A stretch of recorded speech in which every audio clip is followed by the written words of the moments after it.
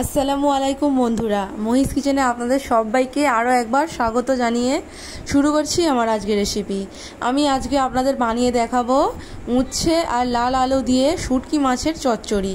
তো আমি সবার প্রথমে দুটো মিডিয়াম সাইজের উচ্ছে আমি কেটে ধুয়ে নিয়েছিলাম। এরপর আমি তেলে একটু কড়া করে ভেজে নেব, যাতে করে তরকারিতে দেওয়ার সময় উচ্ছের একদমই তিতা গন্ধটা যেন বা খাওয়ার সময় তিতো যেন না লাগে।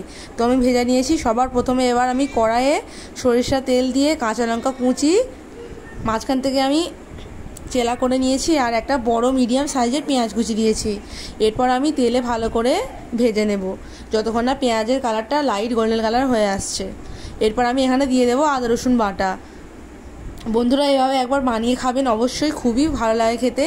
এরপর আমি তেলের মধ্যে শুটকি মাছগুলো কেটে নিয়েছিলাম, ওগুলো আমি তেলের মধ্যে একটু নাড়াচাড়া করে নেব, যাতে করে তরকারিতে শুটকি মাছের গন্ধটা একদমই যেন না থাকে। এভাবে একবার বানিয়ে খাবেন, আশা করছি খুবই ভালো লাগবে। খুবই কম পদ্ধতিতে, কম উপকরণে আমি এটা বানিয়েছি বন্ধুরা।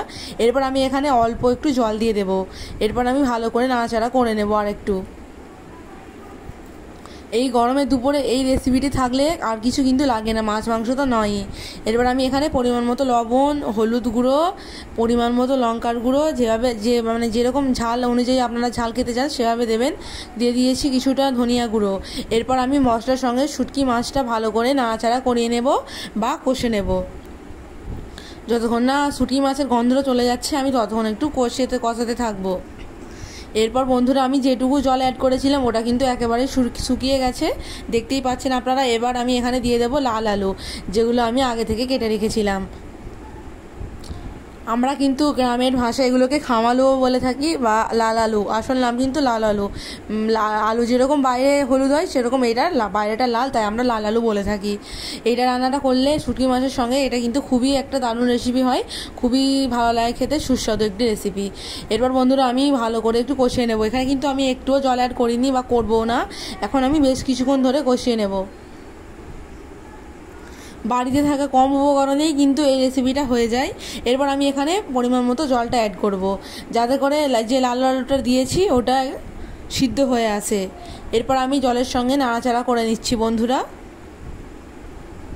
এরপর বন্ধুরা জলটা ফুটে এসেছে। এরপর আমি এখানে দিয়ে দেব যেই উচ্ছেটা আমি ভেজে রেখেছিলাম ভালো করে ধুয়ে কেটে, সেটা আমি কিন্তু শেষে তুলে দেবো। তার আগে আমি আরেকটু কষিয়ে নিচ্ছি।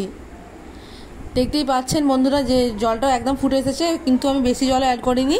এরপর আমি এখানে উচ্ছেগুলো তুলে দিলাম। উচ্ছেগুলো কিন্তু আমি ভালো করে কড়া করে ভেজে নিয়েছিলাম তেলে। আপনারা একটু তেলে ভেজে নেবেন, কারণ তিতো বেশি খাওয়া যায় না ভাতের সঙ্গে, এমনকি বাচ্চারাও তো খেতে চায় না এই রেসিপিটা, বড়দেরই জন্য কিন্তু খুবই একটা সুন্দর রেসিপি। বাচ্চারা কিন্তু কিছুতেই খাবে না এই রেসিপিটা। তো এই আপনারা খেয়ে বলবেন বা বানিয়ে এভাবে দেখবেন যে অবশ্যই খুবই সুন্দর একটি রেসিপি। এভাবেই আমি আপনাদের উপহার দিতে থাকবো এরকম নতুন নতুন রেসিপি। আশা করছি আমার পাশে থাকবেন আর কমেন্টে জানাবেন।